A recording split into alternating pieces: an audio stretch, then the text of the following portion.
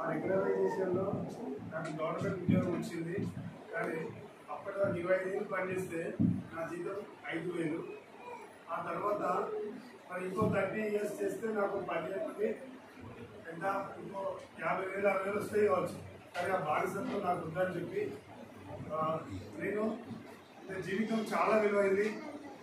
మనిషి అనేవాడు అనేక జన్మల పుణ్యఫలం, దాదాపుగా ఎన్నో జన్మలైతే ఈ జన్మ వచ్చింది అంటారు కదా. మరి అంత మంచి విలువైనటువంటి జీవితాన్ని ఒక బానిసలాగా అక్కడ గడపడం నాకు ఇష్టం లేక దానికి రిజైన్ చేసి సర్పంచ్ అయినా. అంటే ఆ రంగంలో అనేక కార్యక్రమాలు చేస్తూ నేను చాలా లాస్ అయినా. ఏదైతే మనం వ్యవసాయం, ఆ తర్వాత బిజినెస్ అవన్నీ చేశాను. ఒక్కొక్కటి చెప్పాలంటే టైం సరిపోదు. సో అన్నింటిలో లాస్ అయినా. నాకు 5 ఎకరాలు 2.5 ఎకరాలు అమ్మినా, ఇంకా 2.5 ఎకరాలు ఉండే. మరి సర్పంచ్ నిలబడితే ఊరికే ఓటేస్తారా? ఊరికి ఇవ్వాలి కదా, వచ్చింది కదా, రైతు ఇస్తారు కదా రైతు. ఊరికి వేయడానికి అడిగింది కదా, ఇస్తే తీసుకొని నేను ఓటేస్తాను అడిగా. అలవాటు అయిపోయింది కాబట్టి నేను సైడ్ ఇవ్వాలంటే నా దగ్గర డబ్బులు లేదు. అప్పుడు నేను నాకు ఉన్నటువంటి 2.5 ఎకరాల భూమిని ఉన్న వాళ్ళ దగ్గర తాకట్టు పెట్టి 10 లక్షలు తీసుకొచ్చి హ్యాపీగా పనిచేసి మంచి మెజార్టీతో గెలిచిన. కానీ అక్కడ మొదలైంది మళ్ళీ బానిసత్వం. అంటే హ్యాపీగా మనం సింహాసనం మీద కూర్చుంటే సరిపోద్దా? కాదు కదా.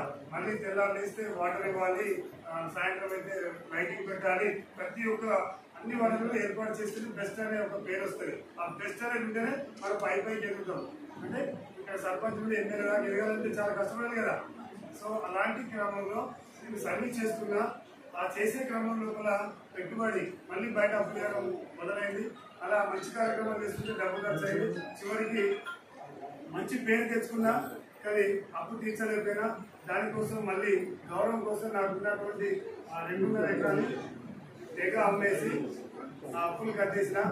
ఆ టైం లోపల నేను ఇంకా మంచి పేరు ఉండాలని నాకు ఉన్నటువంటి నా బిల్డింగ్ ని శ్రీరామ్లో గురువు పెట్టి 10 లక్షలు తీసుకొని 2 సీసీ రోడ్లు వేసిన.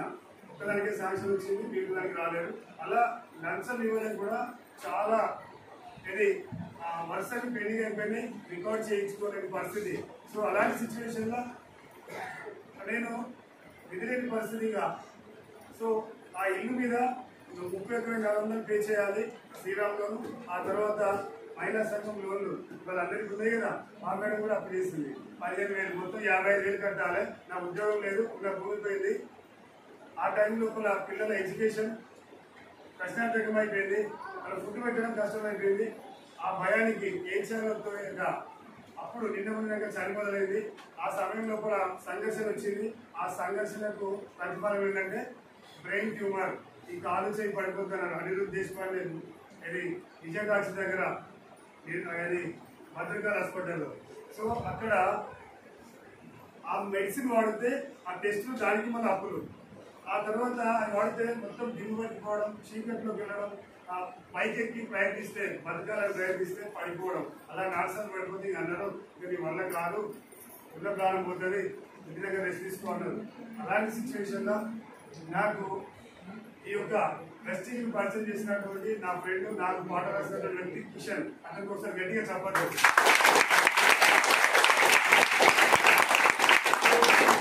వీటిలాగానే నన్ను ఒక మీటింగ్ తీసుకొచ్చింది. అనేక సార్లు తను సార్ నేను నడవలేకపోతున్నారు. అప్పుడే నాకు అంతకుముందు రోగాలు గిరడం భయానికి అన్ని చోటు చేసుకున్నాయి, సర్వ రోగాలు అంచం పట్టే స్థితి.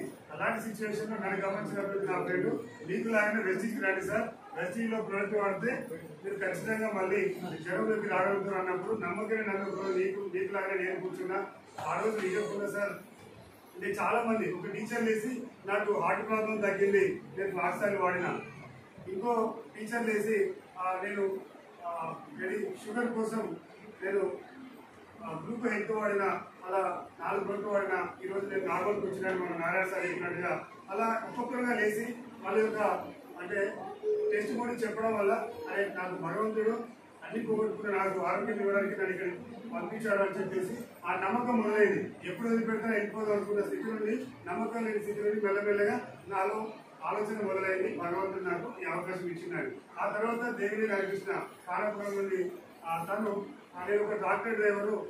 ఒకప్పుడు నాకు అంటే 20 సంవత్సరాలు పనిచేసినా కూడా నెలకి 6,000 కంటే నాకు ఎక్కువ రాలేదు జీతం. మరి వెస్టీజ్కి వచ్చిన తర్వాత 1,00,000 రూపాయలు లగ్జరీ కారు ఇక్కడ బయట చూడండి నేను ₹1,00,000 సంపాదిస్తున్నాను. ఆ విషయం నాకు మైండ్ లో పడ్డది. నేను నా ఆరోగ్యం సెట్ చేసుకోవచ్చు, ఆ తర్వాత డబ్బు సంపాదించుకోకుండా, డబ్బు వేయకుండా, డబ్బు పెట్టుబడి పెట్టకుండా డబ్బు సంపాదించే అవకాశం వచ్చిందని భగవంతుని థ్యాంక్స్ చెప్తున్నా. ఎమ్మటే మీటింగ్ అయిపోయిన తర్వాత విజయకున్న సార్ ఇందాక మనకు సెషన్ చెప్పిన సార్కి ఒకసారి గేట్గా చెప్పాలండి.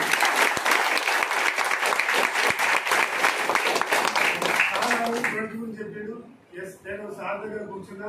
సార్ నేను నడవడానికి ముందు మీ దగ్గర బ్రౌన్ ఏమున్నాయంటే క్యాల్షియం, గ్లూకోజ్, కొలాజిన్ ఒక రకం పౌడర్, 2 రకాల టాబ్లెట్స్ మీరు 6 నెలలు వాడితే చాలు సార్, మేము మొక్కల్లో దుడ్డు వస్తుంది, మొక్కల్లో మూలికి వస్తుంది అన్నాడు. ఎస్, అప్పుడు వెంటనే తీసుకున్నాడు. ఆధార్ కార్డు ఇచ్చిన, ఐడి తీసుకున్నా, ఇమ్మటే కొన్నాను. నేను 6 నెలలు వాడలేదు, 3 నెలలే వాడినా సార్. ఆ రోజు నడవ రాలేదు నేను, ఈరోజు పరిగెత్తేస్తే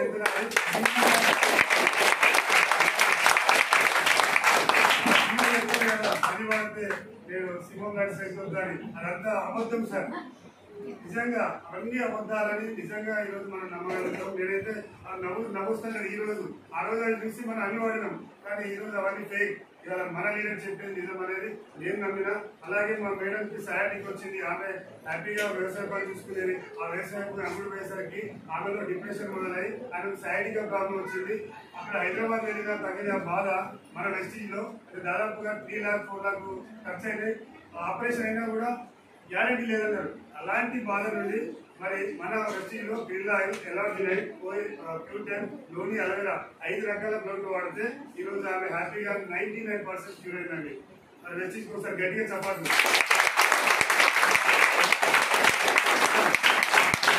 విశేషం ఏం లేదు. నేను చదువుకున్నా, నేను అన్ని రంగాల్లో పనిచేసిన, నేను ఒక సర్పంచ్ గా రాజుగా వ్యవహరించిన, నేను సంపాదించేది శూన్యం, ఉన్నది పోగొట్టుకున్నా.